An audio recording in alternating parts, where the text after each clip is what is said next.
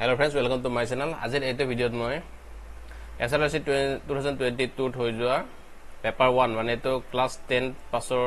আছিল গ্ৰেড 4 ৰ ইয়াৰে মেথছৰ 4টা কোৱেশ্চন মই সলভ কৰি দিম আগৰ ভিডিওৰ পৰা আপোনালোক উপকৃত হ'ব আৰম্ভ কৰিছো পেনৰ কোৱেশ্চনৰ এটা ঘনকৰ মুঠ পিঠিকালি হৈছে 96 সেন্টিমিটাৰ স্কয়াৰ ঘনকটোৰ আয়তন হ'ব ঘনকটোৰ মুঠ পিঠিকালি মানে টোটাল সাৰফেস এৰিয়া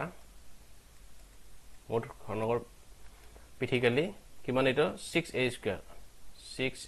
হা মানে এ মানে এটা বাহু হৈছে আৰু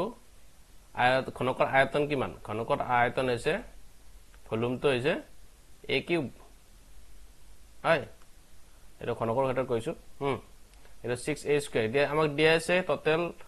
মানে মুঠ পিঠিকালি হৈছে 96 সেন্টিমিটাৰ মানে এটো দিয়া আছে আমাক 6a স্কয়াৰ মানে কিমান দিয়া আছে আমাক 6a স্কয়াৰ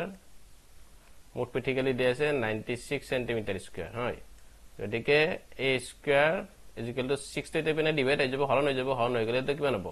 96/6 = কিমান 1 আৰু 6 তে গেল মানে 16 a স্কয়াৰ গতিকে a মানে কিমান হ'ব a মানে হ'ব এটো 4 হ'ব হয় যেটো স্কয়াৰটো উঠাই দিলে এবিনে 4 হৈ যাব ইয়াতে গতিকে আমি কি পালো a তো মানে বাহুৰ জোখটো আমি কি পালো 4 পালো গতিকে আমাৰ ভলিউমটো কিমান v = a কিউব আছিল গতিকে ঘনকটোৰ আয়তন হ'ব মানে v তো হ'ব 4 কিউব মানে কিমান 64 হয় 64 সেন্টিমিটার কিউব হবে তো রাইট आंसर অপশন ডি আসলে রাজেনে 2 কিলোমিটার পার আওয়ার মানে ঘন্টা বেগত ঘৰৰ পৰা স্কুললৈ যায় আৰু স্কুলৰ পৰা 3 কিলোমিটাৰ পাৰ ঘন্টা বেগত ঘৰলৈ উভতি আহে আহা যোৱা দুয়োটা প্ৰক্ৰিয়াতে যদি তেওঁৰ 5 ঘন্টা সময় প্ৰয়োজন হয় তেন্তে তেওঁৰ ঘৰৰ পৰা স্কুললৈ দূৰত্ব হৈছে আমি দূৰত্বটো ওলাব লাগে স্কুলৰ পৰা ঘৰলৈকে হা আমি এইটোত কেনেকৈ কৰিম আমি এটা ফৰ্মুলা এটা আছে কি ডিসটেন্স মানে দূৰত্ব ইকুৱেল টু স্পীড পূৰণ টাইম ইয়াতে আমি কি দিয়া আছে আমি ডিসটেন্সটো ওলাব লাগে হয়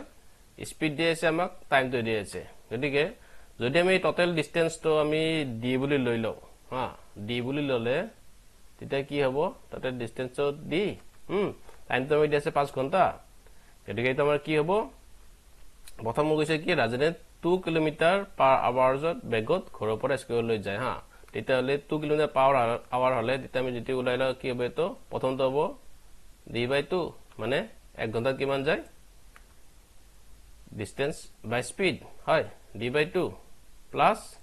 টেক্সটত আমি 1 ঘন্টাত আমি উলালাম 1 ঘন্টাত কিমান যায় তো উলাই ললে আমাৰ কিমান হ'ব এটো d/3 টোটাল আমাক টাইম কিমান দিয়া আছে 5 হয়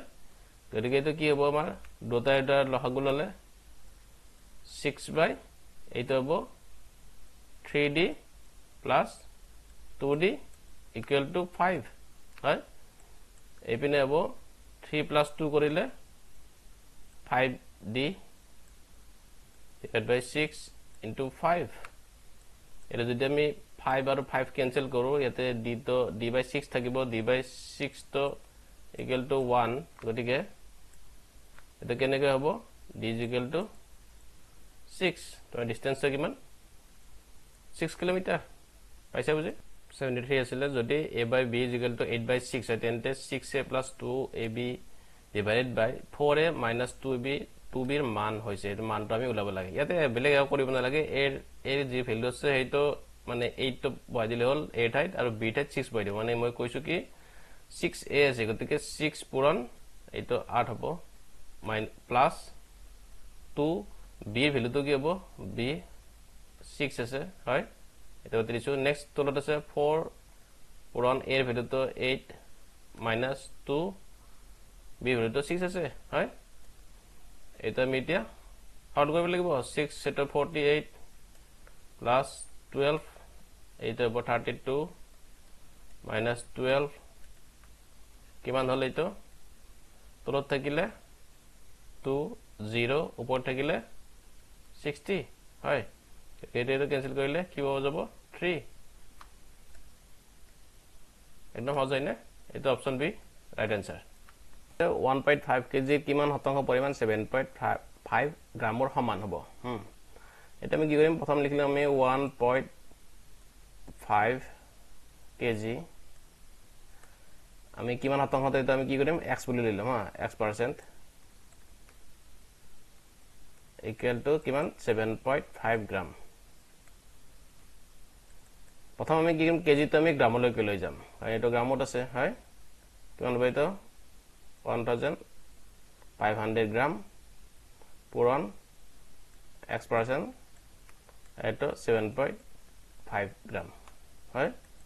এটা আমি যে x% আছে x% আমি কেনেকৈ লিখিব পাৰিম 1500 এইটো x তে তেনেকৈ লিখিলো মানে পূৰণ হৈ আছে যেটা এখানে 1500 x হ'ব আৰু এটা পাৰ্সেন্টেজটো আমি হৰণ কৰি লিখিলো 100 হয় দেখেতে 7.5 এটা এই দুটা শূন্য আৰু এই দুটা শূন্য ক্যান্সেল গল থাকিল কি 15x equal to 7.5 ইয়াতে যেতে 15 টো পূৰণ হৈছে গতে ৰাইট হ্যান্ড সাইডে লৈ গলে এটো হৰণ হৈ যাব 15 হয় এটা 15 এৰে 7.5 ক ক্যান্সেল কৰিলে কিমান পাম আমি 0.5 পাম হয় এক্সট্ৰা ভ্যালুটো কি পাইছো 0.5 তাৰ মানে কিমান হ'ব কিমান পার্সেন্টেজ হ'ব option C 0.5% is the right answer